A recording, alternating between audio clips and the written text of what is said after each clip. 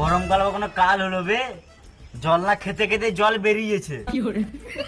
কেন পাতলা পায়খানা হচ্ছে নাকি? না রে, গরমে শরীর থেকে ঘাম বেরোচ্ছে। ঠান্ডা কালটা আসতে না আসতে লোকে কম্বল কাতা দান করতে লাগে, কিন্তু গরমকালটা এতদিন হয়ে গেল কেউ একটা এসি ফ্রিজ কিছুই দান করলো না। একটা টেবিল ফ্যান বা হাত পাখাও তো দান করতে পারতো। এই যা গরম পড়েছে, এখন রোদে বাড়ি থেকে বেরোলে মুখের কালার নুনুর কালার একই হয়ে যাচ্ছে।